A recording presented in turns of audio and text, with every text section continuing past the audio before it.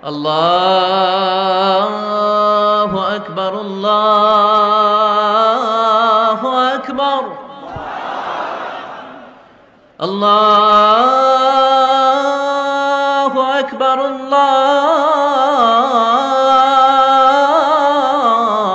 الله أكبر সৈয়দনা ইসমাঈল আলাইহিস সালাম ছিলেন ইব্রাহিম আলাইহিস সালামের জ্যেষ্ঠ পুত্র এবং সৈয়দনা ইব্রাহিম আলাইহিস সালাম আল্লাহ তাআলার কাছে দোয়া করেছিলেন রব্বি হাবলি মিনাস সলিহিন, অর্থাৎ হে আল্লাহ আপনি আমাকে নেককার সন্তান দান করেন। আর এই দোয়ার ফসল বা দোয়ার বদৌলতে আল্লাহ তাআলা সৈয়দনা ইসমাঈল আলাইহিস সালামকে দান করেছিলেন। এবং আল্লাহ তাআলা বলেছেন ফাবাশশারনাহু বিগুলামিন হালিম, আমি একজন ধৈর্যশীল সন্তান ইসমাঈলের সুসংবাদ আমি ইব্রাহিমকে দিলাম। সৈয়দনা ইসমাঈল আলাইহিস সালাম হচ্ছেন যাবিহুল্লাহ, অর্থাৎ যাকে আল্লাহ তাআলা জবাই করতে বলেছিলেন, আল্লাহর জবাই। এজন্য আল্লাহ রাসূল সাল্লাল্লাহু আলাইহি সাল্লাম তিনি বলতেন যে আনা ইবনু যাবিহাতাইন, আমি হচ্ছি দুই যাবিহের সন্তান। অর্থাৎ এক হচ্ছে আমার পূর্বপুরুষ ইসমাঈল হচ্ছে এক যাবিহ, যাকে জবাই করার কথা ছিল কিন্তু তাকে সরিয়ে আল্লাহ জান্নাত থেকে একটি ভেড়া পাঠালেন, তিনি বেঁচে গেলেন। আবার আমার পিতা আব্দুল্লাহ, তাকেও আমার দাদা আব্দুল মুত্তালিব জবাই করে দেওয়ার কথা ছিল আল্লাহ সন্তুষ্টির জন্য, কিন্তু সেখানে তার বদৌলতে 100টি উট দিয়ে আল্লাহ তাআলা আমার পিতা আব্দুল্লাহকে বাঁচিয়ে দিলেন। তাহলে এক যাবি হচ্ছে আমার অনেক অনেক পূর্বপুরুষ ইসমাঈল, আর এক যাবি হচ্ছে আমার পিতা আব্দুল্লাহ। তাহলে এই দুই যাবিহের কারণেই কিন্তু আমি পৃথিবীতে এসেছি। অর্থাৎ সাইয়েদনা ইসমাঈল আলাইহিস সালাম বেঁচে না থাকলে এই বংশে আল্লাহ রাসূল সাল্লাল্লাহু আলাইহি ওয়াসাল্লাম আসতেন না। আর রাসূল সাল্লাল্লাহু আলাইহি ওয়াসাল্লামের পিতা আব্দুল্লাহ যদি জবাই হয়ে যেত তাহলে রাসূল সাল্লাল্লাহু আলাইহি ওয়াসাল্লাম তো পৃথিবীতে আসতে পারতেন না। এজন্য তিনি বলতেন আনা ইবনু যাবিহাতাইন, আমি হচ্ছি দুই যাবিহের সন্তান, একজন হচ্ছে ইসমাঈল আলাইহিস সালাম আর একজন হচ্ছে আল্লাহ রাসূল সাল্লাল্লাহু আলাইহি ওয়াসাল্লামের পিতা আব্দুল্লাহ। ইসমাঈল আলাইহিস সালামকে বলা হয় আবুল আরব, তিনি আরব জাতির পিতা। পুরো আরব গোষ্ঠীটাকে তিনটি ভাগে ভাগ করা যায়, একটা হচ্ছে আল আরাব আল বাঈদা, আর একটা আল আরাব আল আরেবা, আর একটা মুস্তাআরেবা। বাঈদা মানে হচ্ছে অনেক আগের যে আরব জাতি, যেটা হচ্ছে আদ সামুদ জাতির কথা বলা হয়, তারা ধ্বংস হয়ে গিয়েছে, তাদের কেউ পৃথিবীতে নেই, তারা হচ্ছে আরবে বাঈদা। আরেকটা হচ্ছে আল আরাব আল আরেবা, যারা হচ্ছে অরিজিনাল আরব, যাদেরকে কাহতানি বলা হয়। আর 3 নম্বর আরব হচ্ছে আল আরাব আল মুস্তাআরাবা বা মুস্তাআরেবা, মানে যারা বেসিকলি মূলত আরব নয়, ভিনদেশী লোক, কিন্তু আরবি সংস্কৃতিতে এসে আরবি ভাষা শিখে তারা এখন আরব হয়ে গিয়েছে। আরব জাতিগোষ্ঠীর এই বিশেষ শাখাটির ফাউন্ডার হচ্ছে, আর আরাব আল মুস্তাআরাবার ফাউন্ডার হচ্ছে সাইয়েদনা ইসমাঈল আলাইহিস সালাম। সেজন্য ওনাকে বলা হয় আবুল আরব, আরব জাতির পিতা। এবং রাসূলুল্লাহ সাল্লাল্লাহু আলাইহি সাল্লাম তিনি কিন্তু ইসমাঈল আলাইহিস সালামের বংশে আগমন করেছেন, তাই তিনি হচ্ছেন বানি ইসমাঈল। আর ইয়াকুব আলাইহিস সালামের পরবর্তী বাকি সব নবী হচ্ছে বানি ইসরাঈল। সাইয়েদনা ইসমাঈল আলাইহিস সালাম এমন একজন নবী যার বদৌলতে আমরা জমজমের কুয়ার পানি পেয়েছি, যে কুয়ার ব্যাপারে রাসূল সাল্লাল্লাহু আলাইহি ওয়াসাল্লাম বলেছেন ইন্নাহা তুআমু তুমিন ওয়া শিফাউ সুকমিন। জমজমের পানি এটা যেমনি মানুষের ক্ষুধা নিবারণ করে, আবার এটা মানুষের রোগ বালাই থেকে শিফা দান করে। পাশাপাশি কুরবানির যে বিধান, অর্থাৎ জিলহজের 10 তারিখে আমরা যে কুরবানি করি ঈদুল আজহার দিন, এই কুরবানির বিধানটাও কিন্তু সাইয়েদনা ইসমাঈল আলাইহিস সালামের কারণে আমরা পেয়েছি, আমরা শুনবো সামনে। পাশাপাশি কাবা নির্মাণের সাথেও কিন্তু সাইয়েদনা ইসমাঈল আলাইহিস সালাম ওতপ্রোতভাবে জড়িত, কারণ ইব্রাহিম আলাইহিস সালাম প্রধান রাজমিস্ত্রির ভূমিকায় অবতীর্ণ হয়েছিলেন, আর ওনার সাথে সাপোর্ট দেওয়ার জন্য, সহযোগিতার জন্য সাইয়েদনা ইসমাঈল আলাইহিস সালাম পাথর বয়ে বয়ে পাথর টেনে পিতার হাতে দিতেন। সাইয়েদনা ইসমাঈল আলাইহিস সালামের জন্ম হয়েছিল ফিলিস্তিনে, কিন্তু সেখানে তিনি থাকতে পারেননি। আল্লাহ তাআলার আদেশে ওনার পিতা ইব্রাহিম আলাইহিস সালাম হাজারকে এবং ইসমাঈলকে মক্কার মরুজমিনে রেখে দিয়ে যায়। সারা চাচ্ছিল যে হাজার এবং ইসমাঈল যাতে ফিলিস্তিনে না থাকে, পাশাপাশি আল্লাহ তাআলাও আদেশ করলেন যে প্রিয় কলিজার টুকরা সন্তানকে মক্কার মরুজমিনে তুমি রেখে দিয়ে আসো। ইব্রাহিম আলাইহিস সালাম তাই করলেন, কলিজার টুকরা সন্তান ইসমাঈল আলাইহিস সালামকে এবং তার মা হাজেরাকে মরুভূমিতে রেখে দিয়ে চলে গেলেন। একা ধুধু প্রান্তরে, হাজেরার কাছে কিছু নেই, সামান্য কিছু খেজুর আর 1 মশক পানি। 1-2 দিন যাওয়ার পরে এই খেজুরও শেষ, পানিও শেষ, কোনো খাবার যেহেতু নেই, হাজেরার স্তনে দুধও নেই, দুধের বাচ্চা ইসমাঈলকে খাওয়ানোর মতো কিছু নেই। আল্লাহর এই নবী সাইয়েদনা ইসমাঈল আলাইহিস সালাম দুধের বাচ্চা, তিনি ছটফট করছিলেন, ক্ষুধার যন্ত্রণায়, পানির তৃষ্ণায় সাইয়েদনা ইসমাঈল আলাইহিস সালাম মক্কার মরু জমিনের মধ্যে তিনি ছটফট করছেন। এই কঠিন দৃশ্য দেখে ধৈর্য ধারণ করা হাজেরার পক্ষে সম্ভব ছিল না। তিনি সাইয়েদনা ইসমাঈল ইসলামকে মরুভূমির মধ্যে রেখে পানির সন্ধানে পাশে একটা ছোট্ট পাহাড় ছিল, পাহাড়টির নাম হচ্ছে সাফা। এই সাফা পাহাড়ের উপরে তিনি আরোহণ করলেন। দূর মরুভূমির এদিক সেদিক তিনি খুঁজতে আরম্ভ করলেন, কোনো কাফেলা দেখা যায় কিনা, কাউকে দেখা যায় কিনা, পানির কোনো সন্ধান করা যায় কিনা। না, তিনি কাউকে দেখতে পাচ্ছেন না। আবার তিনি সাফা পাহাড় থেকে নেমে পাশে আরেকটা পাহাড় ছিল, সেটার নাম হচ্ছে মারোয়া।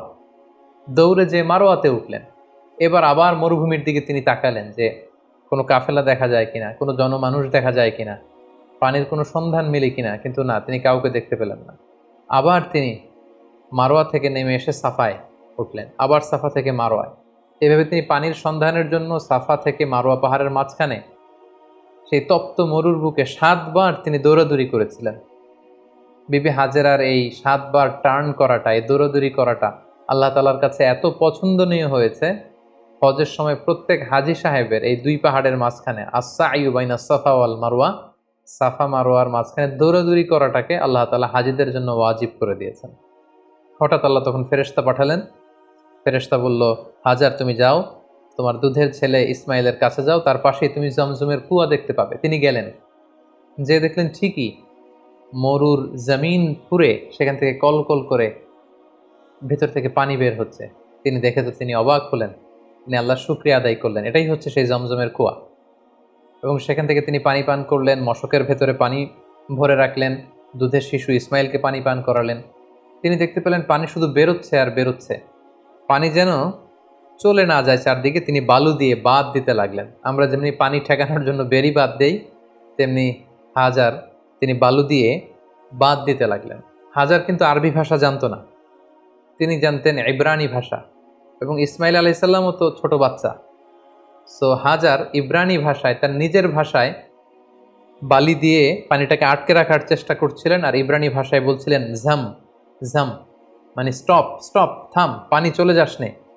তিনি পানি আটকানোর জন্য বাদ দিয়ে নিজের ভাষায়, ইব্রানি ভাষায় তিনি বলছিলেন ঝাম ঝাম, মানে থাম থাম। তো ওনার মুখনিসৃত এই ঝাম ঝাম শব্দ দুইটা আল্লাহ তাআলার এত ভালো লেগেছে, কিয়ামত পর্যন্ত এই পানির কুয়ার পানির নাম আল্লাহ তাআলা এটাকে জামজামের কুয়ার পানি হিসেবে নাম করে দিলেন। সুবহানাল্লাহি ওয়া বিহামদিহি। ইন দ্য মিন টাইম ইয়ামান থেকে একটি ব্যবসায়ী কাফেলা পাশ দিয়ে যাচ্ছিল। কাফেলাটির নাম হচ্ছে জুরহুম। জুরহুম গ্রুপের একটি কাফেলা, জুরহুম কওমের। তারা হঠাৎ করে মক্কার আকাশে পাখি দেখতে পেল। এর আগে কখনো মক্কার আকাশে তারা পাখি দেখেনি। আর আরব এলাকায় কোনো এলাকার উপর দিয়ে পাখি ওড়াউড়ি করা মানে সেখানে পানির অস্তিত্ব রয়েছে। কাফেলার প্রধান বলল, এখানে পাখি আসলো কোত্থেকে? মক্কার এই লোকেশনে তো কখনো আমরা এত বছর ধরে এখানে কাফেলা নিয়ে আসা যাওয়া করি, আমরা তো পাখি দেখিনি, নিশ্চয়ই এখানে পানির কোনো ব্যবস্থা হয়েছে। তারা যেয়ে দেখলো যে একজন নারী, সাথে দুগ্ধপোষ্য ছোট্ট বাচ্চা, আর পাশে একটা কুয়ার মতো, ভেতর থেকে শুধু পানি বেরোচ্ছে। তারা হাজেরার কাছে পানির অনুমতি চাইল, হাজেরা পানির অনুমতি দিলেন। তারা পানি খেয়ে তৃপ্ত হলো। তারা বলল যে আপনি যদি অনুমতি দেন তাহলে আমরা এই পানির আশেপাশে বসতি করতে চাই এবং আমাদের এলাকাবাসীদের সবাইকে এনে এখানে রাখতে চাই। বিবি হাজেরা বললেন, হ্যাঁ অবশ্যই, তোমরা আসতে পারো, পানি খেতে পারো, এখানে বসতি স্থাপন করতে পারো, তবে মনে রেখো এই জমজমের মালিকানা তোমাদের থাকবে না, ওনারশিপ থাকবে আমার কাছে। সুবহানাল্লাহি ওয়া বিহামদিহি। সাইয়েদনা ইব্রাহিম আলাইহিস সালামের দোয়ার ফসলে এখানে জনমানুষের আগমন ঘটতে আরম্ভ করলো। জমজমের পানির কথা চারদিকে ছড়িয়ে পড়তে লাগলো এবং ছোট্ট দুধের বাচ্চা ইসমাঈল আলাইহিস সালাম বড় হতে লাগলেন। এবং সাইয়েদুনা ইসমাঈল আলাইহিস সালাম এই জুরহুম গোত্রের লোকদের কাছে তিনি আরবি ভাষা শিখলেন। তাদের ছেলে মেয়েদের সাথে তিনি বড় হতে লাগলেন। অরিজিনালি তারা ছিলেন ইব্রানি ভাষার লোক, কিন্তু এখানে তিনি আরবি ভাষা শিখে ফেললেন। সাইয়েদনা ইসমাঈল আলাইহিস সালাম এই জুরহুম কওমের লোকদের কাছেই বড় হতে লাগলেন। সেখানকার ছেলে মেয়েদের সাথে তিনি কথা বলতে বলতে আরবি ভাষা শিখে ফেললেন।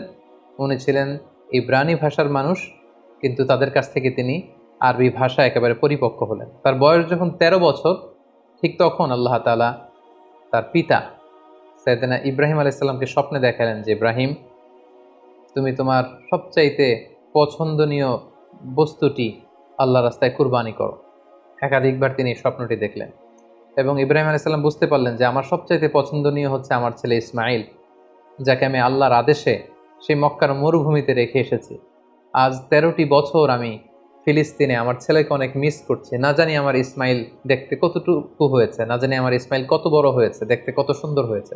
ইব্রাহিম আলাইসাল্লামের হৃদয়ে ছেলে ইসমাইলের মায়া ভালোবাসা যখন প্রবলভাবে জন্মালো, ঠিক ওই মুহূর্তে তিনি স্বপ্নে দেখলেন যে আল্লাহ তাআলা ইসমাইল আলাইহিসসালামকে কোরবানি করে দেওয়ার জন্য, জবাই করে দেওয়ার জন্য আদেশ করছেন।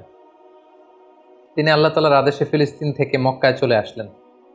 এসে 13 বছর পর নিজের কলিজার টুকরার সন্তান ইসমাইলকে দেখলেন।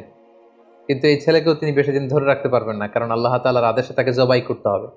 তিনি ছেলের সাথে কনসাল্ট করলেন। বাবা ছেলের কনভারসেশনটা কেমন ছিল আল্লাহ তাআলা সূরাতুস সাফফাতে খুব চমৎকারভাবে বলছেন, ফালাম্মা বালাগা মাআহু সা'য়া ক্বালা ইয়া বুনাইয়া ইন্নী আরা ফিল মানামি আন্নী আযবাহুক।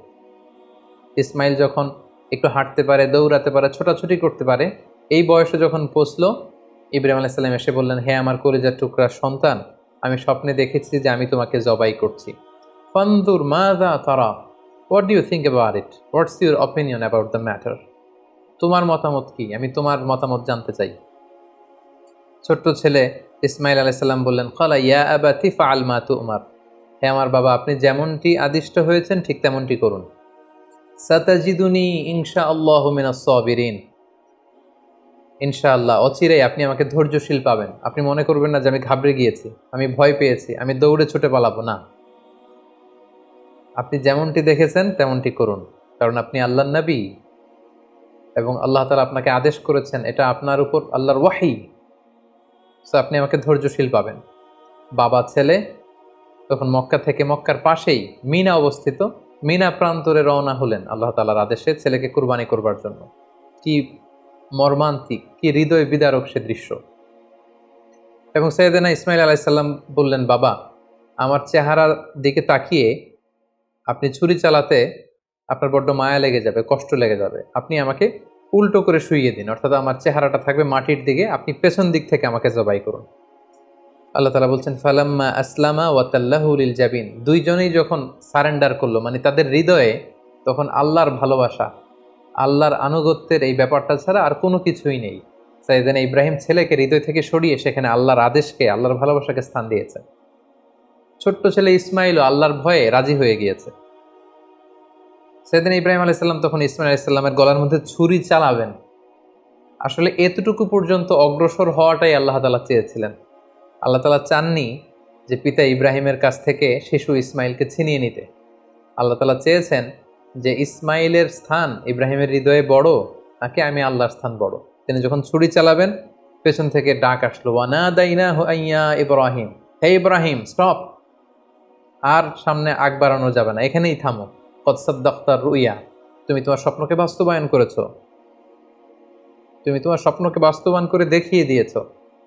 ইন্না কাযালিকা নাজজিল মুহসিনিন, এভাবেই আমি যারা সৎকর্ম পরায়ণশীল তাদেরকে প্রতিদান দিয়ে থাকি। ইন্না হাযা লাহুয়াল বালাউল মুবিন, নিশ্চয়ই এটা অনেক বড় পরীক্ষা, এই বড় পরীক্ষাতেও তুমি বাপ বেটা তোমরা উত্তীর্ণ হয়েছো। ফাদাইনাহু বিযিবহিন আযীম, আল্লাহ তাআলা বলছেন জান্নাত থেকে একটা বকরি এনে, একটা ভেড়া এনে আমি ইসমাইলকে সরিয়ে দিলাম, ইসমাইলের জায়গায় ওই বকরি কুরবানি হয়ে গেল। আল্লাহু আকবার।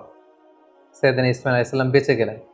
ওই যে মিনা প্রান্তরে সাইয়েদনা ইব্রাহিম আলাইহিস সালাম ছেলের বদলে বকরি জবাই করলেন, এই দৃশ্যটাও আল্লাহ তাআলার এত ভালো লেগেছে, কিয়ামত পর্যন্ত 10 জিলহজে গোটা বিশ্বের সব সামর্থ্যবান বিশ্বাসীদের জন্য এরকম জবেহ করা, স্যাক্রিফাইস করা, অ্যানিমালসকে স্লটার করা আল্লাহ তাআলা ওয়াজিব করে দিয়েছেন। তার মানে কোরবানির যে বিধান, এটা আমরা সাইয়েদনা ইসমাঈল আলাইহিস সালামের বদৌলতেই পেয়েছি। কেন আল্লাহ তাআলা এমনটি করলেন? আল্লাহ তাআলা চাইলেন যে আমি দেখতে চাই ইব্রাহিমের হৃদয়ে কে বড়, কলিজার টুকরার সন্তান ইসমাইল বড় নাকি আমি আল্লাহ তাআলা বড়। এখান থেকে আমাদের জন্য শিক্ষা হচ্ছে, ইব্রাহিম আলাইহিস সালামের হৃদয়ে সবচাইতে পছন্দের জায়গাটা ছিল তার সন্তান ইসমাইল, কারণ 86 বছর পর একটা সন্তান পেয়েছে। কত মায়ার জায়গায়, কত আদর এবং ভালোবাসার জায়গায় তিনি হৃদয়ে তাকে স্থান দিয়েছিলেন। আল্লাহ চেয়েছেন না ওই জায়গায় যেন আল্লাহর ভালোবাসাটা থাকে, এজন্য ইব্রাহিম আলাইহিস সালামের উপর সবচেয়ে বড় পরীক্ষা তিনি চাপিয়ে দিয়েছিলেন।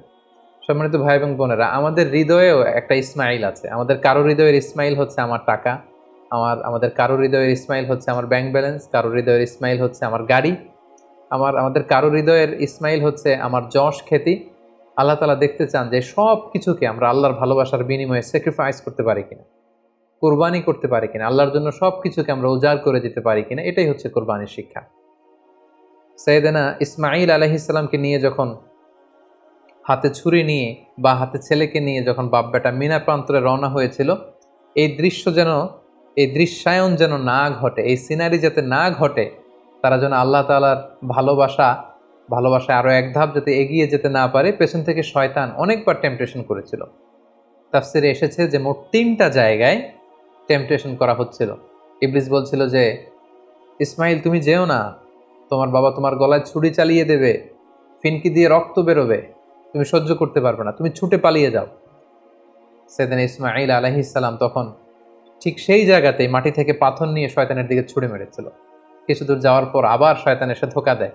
ইসমাইল আলাইহিস সালাম, ইব্রাহিম আলাইহিস সালাম তারা পাথর ছুড়ে মেরেছিল। তিনটি জায়গায় ওনারা আল্লাহ তাআলার পক্ষে শয়তানের বিরুদ্ধে পাথর নিক্ষেপ করেছিল। এই দৃশ্যটাও আল্লাহ তাআলার কাছে এত ভালো লেগেছে, কিয়ামত পর্যন্ত পৃথিবীর সকল হাজীদের জন্য জামরাতুল আকাবা, আল কুবরা, আল বুস্তা, আর সোগরা, এই 3টা জায়গায় 7টা করে 21টা পাথর মারা সব হাজীদের জন্য আল্লাহ তাআলা ওয়াজিব করে দিয়েছেন। তার মানে এই জমজমের বরকতময় পানি, পৃথিবীর সব পানি খেলে শুধু তৃষ্ণা মিটে, আল্লাহ রাসূল সাল্লাল্লাহু আলাইহি ওয়াসাল্লাম বললেন জমজমের পানি খেলে ক্ষুধাও মিটে যায়।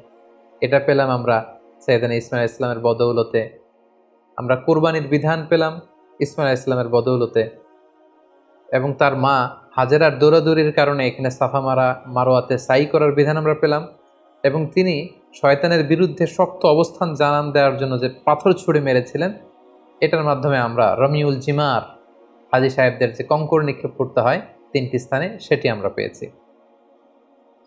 সম্মানিত সুধী, সাইয়েদনা ইসমাইল আলাইহিস সালাম যখন প্রাপ্তবয়স্ক হলেন, তিনি জুরহুম গোত্রের একটি মেয়েকে বিয়ে করলেন। এখন আমরা ওনার জীবনের 2টি বিবাহ নিয়ে কথা শুনবো, যেটি সহিহ বুখারীতে এসেছে। তিনি যখন বিয়ে করলেন অনেক দিন পর, তার মা হাজেরা মারা গেল, অনেক দিন পর সাইয়েদনা ইব্রাহিম আলাইহিস সালাম ফিলিস্তিন থেকে কলেজের টুকরা সন্তান ইসমাইল আলাইহিস সালামকে দেখতে আসলেন। মক্কায় এসে তিনি দেখলেন যে ইসমাইল ঘরে নেই, আছে তার স্ত্রী। তিনি স্ত্রীকে জিজ্ঞেস করলেন, তোমরা কেমন আছো? স্ত্রী উত্তরে বলল, না, আমরা খুব একটা ভালো নেই। তিনি বললেন, তোমার স্বামী ইসমাইল কোথায়? স্ত্রী বলল যে তিনি বাইরে গিয়েছেন রিজিকের অন্বেষণে।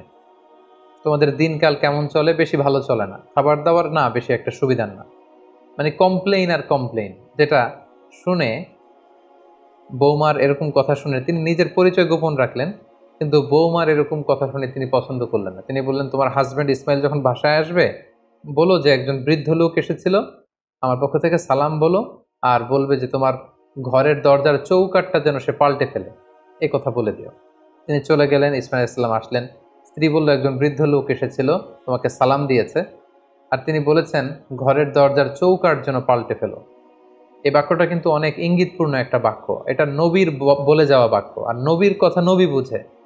কারণ ইসমাইল আলাইহিস সালাম উনিও ভাবী নবী, মানে অচিরেই নবী হতে যাবেন। উনি বুঝতে পারলেন যে সেই বৃদ্ধ লোক তো আমার বাবা ইব্রাহিম আল্লাহর খলিল ছাড়া কেউ নয়। ইসমাইল আলাইহিস সালাম বলল, কি বলো তুমি, আমার বাবা এই কথা বলেছে? স্ত্রী বললেন, হ্যাঁ, আপনার পিতা এই কথা বলেছে। তুমি কি করেছিলে? তিনি বললেন যে আমি অনেক কমপ্লেইন করেছি যে আমাদের খাবার দাবারের সমস্যা, আমি অসন্তোষ প্রকাশ করেছি। সাইয়েদনা ইসমাইল আলাইহিস সালাম বললেন, তুমি চিনোনি, সেটা ছিল আমার জন্মদাতা পিতা ইব্রাহিম আল খলিল, এবং তিনি যে ইঙ্গিত সূচক বাক্য বলেছে এর মানে হচ্ছে আমি যেন তোমাকে তালাক দিয়ে দিই, আমি তোমাকে ডিভোর্স দিলাম, তুমি তোমার পরিবারের সাথে যে মিলিত হও, আমার সাথে তোমার থাকার আর কোনো সুযোগ নেই। বাবার দিক নির্দেশনা পেয়ে সাইয়েদনা ইসমাইল আলাইহিস সালাম প্রথম স্ত্রীকে তালাক দিলেন। সেই জুরহুম গোত্রের অন্য একটি মেয়েকে তিনি কিছুদিন পরে বিয়ে করলেন। আবারও অনেক বছর পর আল্লাহ তাআলার আদেশে সাইয়েদনা ইব্রাহিম আলাইহিস সালাম আবার ফিলিস্তিন থেকে ছেলেকে দেখতে আসলেন। কিন্তু কি আশ্চর্যের বিষয়, ওই দিনও ইসমাইল আলাইহিস সালাম বাড়িতে নেই। সহিহ বুখারীতে এসেছে, তিনি বাড়িতে জিজ্ঞেস করলেন যে ইসমাইল কোথায়? স্ত্রী বলল যে তিনি বাইরে গেছেন রিজিক অন্বেষণের জন্য। তিনি জিজ্ঞেস করলেন, তোমরা কেমন আছো? মেয়েটি উত্তরে বলল, নাহনু বি খাইরিন ওয়া সা, আলহামদুলিল্লাহ, আল্লাহ আমাদের অনেক দিয়েছেন, শুকর আলহামদুলিল্লাহ, বেশ ভালো আছি। ও আসনাত আলাল্লাহ, এবং আল্লাহর শুকর গুজার হলো, আল্লাহর প্রশংসা করলো। তার মনে কোনো কমপ্লেইন নেই, শুধু শুকর গুজার। তিনি জিজ্ঞেস করলেন, মা তো আমুকুম, তোমাদের খাবার দাবার কেমন চলে? ক্বালাত আল্লাহাম, তিনি বললেন আলহামদুলিল্লাহ। আমার স্বামী শিকার করে নিয়ে আসে গোশত, আমরা গোশত খাই, পানি খাই, এটাই আমাদের খাবার। ইব্রাহিম আলাইহিস সালাম এই কথা শুনে খুব খুশি হলেন। ফাকাল আল্লাহুম্মা বারিক লাহুম ফিল লাহমি ওয়াল মা, আল্লাহ তুমি এই ফ্যামিলিতে বরকত দাও, তাদের গোশত এবং খাবারে তিনি বরকত দাও। তিনি বললেন, তোমার স্বামী যখন ফিরবে আমার সালাম বলো, আর বলবে ফকরাই আলাইহিস সালাম মুরি ইউসবিতু আতাবাতা বাবি, আর তোমার স্বামীকে বলো এখন ঘরের দরজার যে নতুন চৌকাঠ এটা যেন কখনো না পাল্টায়। ইসমাইল ইসলাম ফিরে আসলেন। স্ত্রী বললেন, এক বৃদ্ধ লোক এসে তোমায় সালাম বলেছে আর বলেছে ঘরের দরজার চৌকাঠ যেন কখনো না পাল্টায়। ইসমাইল আলাইহিস সালামের কথা শুনে তিনি বেজায় খুশি হলেন। তিনি বললেন, তাই? যিনি এসেছিলেন তুমি কি জানো এটা কে? তিনি আমার জন্মদাতা পিতা ইব্রাহিম আলাইহিস সালাম, আর তিনি তোমার ব্যাপারে আমার কাছে পজিটিভ সার্টিফাই করেছেন। তিনি বলেছেন তোমাকে যে আমি স্ত্রী হিসেবে রেখেছি মরার আগ পর্যন্ত যেন তোমাকেই জড়িয়ে রাখি, একসাথেই যেন আমরা জান্নাতে যাই, তোমার হাতটা যে আমি ধরেছি কখনো যেন তোমাকে ছেড়ে না দেই, চিরকাল আমাদের এই স্বামী স্ত্রীর দাম্পত্য জীবনের এই ভালোবাসার বন্ধন যেন অটুট থাকে। এই বর্ণনাটি খুব চমৎকারভাবে সহিহ বুখারীতে বর্ণিত হয়েছে। সাইয়েদনা ইসমাঈল আলাইহিস সালাম ওনার পিতার আদেশে প্রথম স্ত্রীকে তালাক দিলেন এবং দ্বিতীয় স্ত্রীকে নিয়ে সুখে স্বাচ্ছন্দ্যে মক্কায় তিনি বসবাস করতে লাগলেন। এবং একটা সময়ে সাইয়েদনা ইব্রাহিম আলাইহিস সালাম যখন আবার মক্কায় আসলেন, কাবা নির্মাণের কাজে তিনি তার পিতাকে সহযোগিতা করেছেন এবং সবসময় তিনি কাবা পরিষ্কার করতেন, ঝাড়ু দিতেন, কারণ আল্লাহ তাআলা বলেছেন ওয়া আহিদনা ইলা ইব্রাহিম ওয়া ইসমাঈল, ইব্রাহিম এবং ইসমাইলকে আমি স্পেশাল অর্ডার করেছি যে তাহিরা বাইতিয়া, আমার ঘর এই কাবাকে তোমরা ক্লিন আপ করো, পরিচ্ছন্ন করো। কাদের জন্য? লিত্তাইফিন, তাওয়াফকারীদের জন্য, ওয়াল আকিফিন, যারা এই কাবা ঘরে ইতিকাফ করবে তাদের জন্য, ওয়ার রুক্কাইস সুজুদ, এবং সালাত আদায়কারীদের জন্য, রুকু সিজদাকারীদের জন্য কাবা ঘরকে পরিচ্ছন্ন করো। সাইয়েদনা ইসমাঈল আলাইহিস সালাম এই কাবা ঘরকে তিনি পরিচ্ছন্ন করতেন। সাইয়েদনা ইসমাঈল আলাইহিস সালামের ব্যাপারে আরও একটি তথ্য জানা যায় যেটি সহিহ বুখারীতে এসেছে, সেটা হচ্ছে তিনি অত্যন্ত ভালো তীরন্দাজ ছিলেন, ভালো তীর মারতে জানতেন। আল্লাহ রাসূল সাল্লাল্লাহু আলাইহি ওয়াসাল্লাম একবার বনু আসলাম গোত্রের পাশ দিয়ে যাচ্ছিলেন একটা বাজারে, তিনি দেখতে পেলেন যে বনু আসলাম গোত্রের লোকেরা তীর দিয়ে প্রশিক্ষণ নিচ্ছে, খেলাধুলা করছে। তখন আল্লাহর হাবিব সাল্লাল্লাহু আলাইহি ওয়াসাল্লাম বললেন, ফাকালা ইরমু বানি ইসমাঈল, হে বনু ইসমাঈল, মানে ইসমাঈলের বংশধর, তোমরা ভালো করে তীর মারো, ভালো করে তীর খেলার প্রশিক্ষণ করো। ফা ইন্না আবাকুম কানা রামিয়ান, কারণ তোমাদের আদি পিতা, তোমাদের পূর্বপুরুষ ইসমাঈল আলাইহিস সালাম ছিলেন জবরদস্ত তীরন্দাজ। তিনি চমৎকার তীর দিয়ে তিনি পশু শিকার করতেন, তিনি তীর মারলে সে তীর মিস হতো না। তাহলে ইসমাঈল আলাইহিস সালাম কানা রামিয়ান, তিনি তীরন্দাজ ছিলেন। ইসমাঈল আলাইহিস সালামের দাওয়াতি এরিয়া ছিল মক্কা। মক্কা এবং তার আশেপাশের এরিয়াতে তিনি বেসিক্যালি দাওয়াতি কাজ করতেন। জুরহুম কওমে তিনি দাওয়াত দিয়েছেন, আমালিক গোত্রে দাওয়াত দিয়েছেন, এবং আহলি ইয়ামান, ইয়ামানবাসীদের যে লোকজন সেখানে তিনি তাওহীদের দাওয়াত দিয়েছেন। কালামুল্লাহ মাজিদের সূরা মারিয়ামে আল্লাহ তাআলা সাইয়েদনা ইব্রাহিম আলাইহিস সালামের ব্যাপারে একটি বিশেষ বৈশিষ্ট্যের কথা উল্লেখ করেছেন, সেটা হচ্ছে সাদিকাল ওয়াদ। তিনি তার প্রতিশ্রুতি রক্ষা করতেন, ওয়াদা কখনো ভাঙতেন না। আল্লাহ তাআলা বলছেন ওয়াদকুর ফিল কিতাবি ইসমাঈল, হে নবী আপনি কোরআনে ইসমাঈল আলাইহিস সালামের কথাকে উল্লেখ করুন। ইন্নাহু কানা সাদিকাল ওয়াদি ওয়া কানা রাসূলান নাবিয়্যা, তিনি ছিলেন প্রমিস অ্যাটেন্টিভ, কাউকে প্রমিস দিলে এটা কখনো ভাঙতেন না, এবং তিনি ছিলেন রাসূল এবং নবী। ওয়া কানা ইয়া'মুরু আহলাহু বিস-সালাতি ওয়াজ-যাকাত, তিনি তার পরিবারের লোকদেরকে সালাতের আদেশ করতেন, যাকাতের আদেশ করতেন। ওয়া কানা ইনদা রাব্বিহি মারদিয়া, আর তিনি আল্লাহ তাআলার অনেক প্রিয় ভাজন একজন নবী ছিলেন। তার মানে বোঝা গেল ইব্রাহিম আলাইহিস সালামের রেখে যাওয়া যে দাওয়াতি কাজ, তাওহীদের দাওয়াতি কাজ, এটা তিনি করতেন। তিনি লোকজনদেরকে সালাতের আদেশ করতেন, যাকাত দেওয়ার আদেশ করতেন, এবং ইমানের যে মৌলিক দাবিগুলো সবগুলোর ব্যাপারে তিনি দাওয়াত দিতেন। পাশাপাশি তিনি ছিলেন ওয়াদা রক্ষাকারী।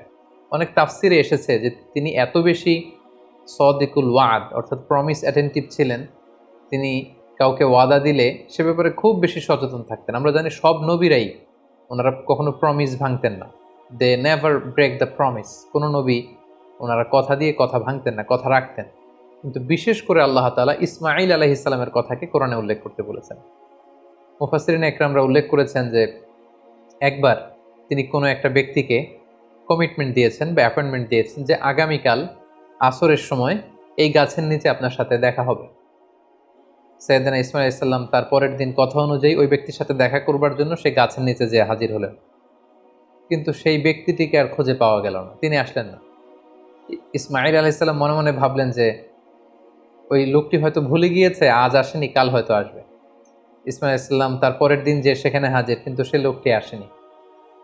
ইসমাঈল আলাইহিস সালাম তার পরের দিনও যে সেখানে হাজির, ওই লোকটি আসেনি। মুফাসসিরিন ইকরাম বলেছেন যে ইসমাঈল আলাইহিস সালাম ওই লোকটির অপেক্ষায় সে গাছের নিচে টানা 1 মাস অপেক্ষা করেছেন। প্রতিদিন তিনি বিকেলবেলা সেখানে যে লোকটির অপেক্ষায় থাকতেন, কারণ তিনি কথা দিয়েছিলেন। আমরা অনেক সময় কথা দিয়ে কথা রাখতে পারি না, কিন্তু সাইয়েদনা ইসমাঈল আলাইহিস সালাম কথা দেওয়ার কারণে টানা 30 দিন 1 মাস ওই লোকটির জন্য অপেক্ষা করেছিলেন। এজন্য আল্লাহ তাআলা ইসমাঈল আলাইহিস সালামের প্রশংসা করে তিনি বলেছেন, ইন্নাহু কানা সাদিকাল ওয়াদি ওয়া কানা রাসূলান নাবিয়্যা, তিনি ছিলেন ওয়াদাকে রক্ষাকারী একজন নবী। সাইয়েদনা ইসমাঈল আলাইহিস সালাম মক্কার এই অঞ্চলে তাওহীদের বাণীকে প্রচার করে মক্কাতেই ইন্তেকাল করেন, এবং সেখানেই তার মায়ের কবরের পাশে, বিবি হাজেরার কবরের পাশে, কাবাগরের খুব কাছাকাছি কোনো একটা জায়গায় মক্কাতেই সাইয়েদনা ইসমাঈল আলাইহিস সালামকে কবরস্থ করা হয়। সম্মানিত সুধী, সাইয়েদনা ইসমাঈল আলাইহিস সালামের পুরো জীবনী শুনবার পরে এবার আমরা ওনার জীবনী থেকে কিছু লাইফ লেসন নেওয়ার চেষ্টা করব। সর্বপ্রথম যে লাইফ লেসনটি আমরা পাই সেটা হচ্ছে ইসমাঈল আলাইহিস সালাম ছিলেন আদর্শ সন্তানের নমুনা। আমরা সবাই নেককার সন্তান চাই। আমরা চাই আমাদের ছেলে মেয়েগুলো আল্লাহওয়ালা হোক, আল্লাহর যে কোনো আদেশ তারা খুব সহজে গ্রহণ করুক, মাথা পেতে নেক, এরকম সন্তান আমরা চাই। এরকম সন্তান যদি আমরা চাই তাহলে তাদেরকে ইসমাঈল আলাইহিস সালামের মতো করে আমাদেরকে গঠন করতে হবে। কারণ ইসমাঈল আলাইহিস সালাম এমন একজন আদর্শ সন্তানের নমুনা ছিলেন। সাইয়েদনা ইব্রাহিম আলাইহিস সালাম যখন তাকে বললেন যে বাবা, স্বপ্নে দেখেছি তোমাকে আমি জবাই করছি, তুমি কি বলো? তিনি এক বাক্যে বলেছিলেন, ইয়া আবাতি ফাআল মা তুমার, বাবা, আল্লাহ তাআলা আপনাকে যে আদেশ করেছেন আপনি তাই করুন, আপনি আমাকে ধৈর্যশীল পাবেন। ঈমানের চেতনা হৃদয়ে কতটা গভীরে প্রথিত থাকলে একজন ছোট্ট ছেলে তার বাবার প্রশ্নের জবাবে এমনটা উত্তর দিতে পারে। আমরা যদি আমাদের ফ্যামিলি মেম্বারের কথা চিন্তা করি, আমাদের ছেলে মেয়েদের কথা যদি চিন্তা করি, আমরা যদি আমার ছেলেকে বলি, আমাদের মেয়েকে বলি যে বাবা, আল্লাহ বলেছেন যে আল্লাহর সন্তুষ্টির জন্য আমি যেন ছুরি দিয়ে তোমার গলায় ছুরি চালাই, তোমাকে জবাই করি, ফিনকি দিয়ে রক্ত বেরোবে এবং তুমি এতে মারা যাবে।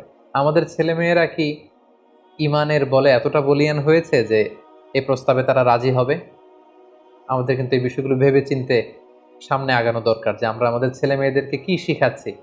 আল্লাহর ভালোবাসা, রাসূলের ভালোবাসা, ইসলামের ভালোবাসাকে আমরা তাদের হৃদয়ে গভীর থেকে গভীরে আমরা প্রচিত করতে পেরেছি কিনা, এটা চিন্তার বিষয়।